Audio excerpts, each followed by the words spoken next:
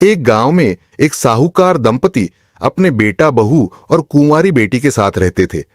भाभी हर गुरुवार का व्रत करती और केले के वृक्ष की पूजा करने जाती। तब पूजा करते समय भाभी कहती कि भगवान, अगर मेरे बेटा हो जाए तो मैं अपनी ननद का विवाह आपके साथ करवा दूंगी। भगवान ने उसकी सुन ली। अब भगवान रोज भाभी के स्वप्न में आकर कहने लगे कि तू अपना वचन पूरा कर, तू अपनी ननद का विवाह मेरे साथ करवा। भाभी चिंता करने लगी और दिन पर दिन कमजोर होने लगी। सबने पूछा कि तुम्हें किस बात का दुख है, लेकिन उसने अपने मन की बात किसी से नहीं कही। एक दिन बृहस्पतिवार था।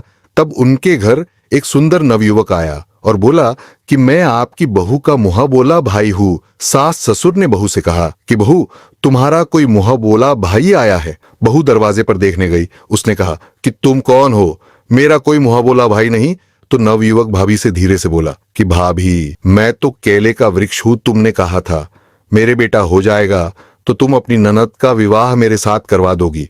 वह नवयुवक भीतर साहूकार दंपति को प्रणाम करके बोला कि जब मेरी बहन छोटी थी तब मैं परदेश कमाने चला गया था, आज ही वापस आया हूं।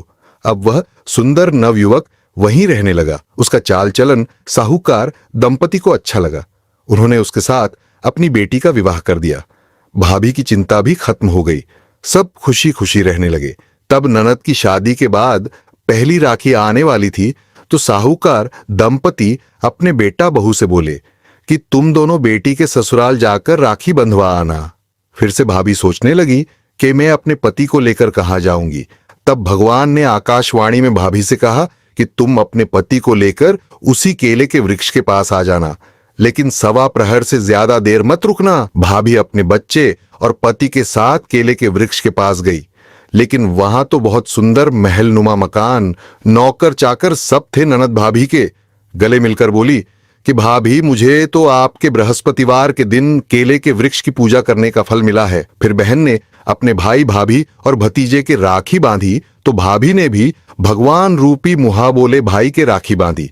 सवा प्रहर होते ही भाभी अपने पति के साथ वापस घर आने लगी तो आधे रास्ते में पति ने कहा कि मेरी छतरी तो मेरी बहन के घर ही रह गई, चलो हम छतरी लेने चले। तो पत्नी बोली कि हम दूसरी छतरी ले लेंगे, वह छतरी आपकी बहन के काम आ जाएगी। लेकिन पति नहीं माना। वे वापस उसी स्थान पर गए, लेकिन वहां कोई महल नहीं था, केवल एक केले के वृक्ष पर एक छतरी लटक रही थी। ये देख पति ने पूछा कि तेरे भाई का महल नुमा मकान कहाँ गया? तब पत्नी ने सबको पूरी सच्चाई बताई कि मेरी ननद को तो बृहस्पतिवार के दिन केले के वृक्ष की पूजा करने का फल मिला है।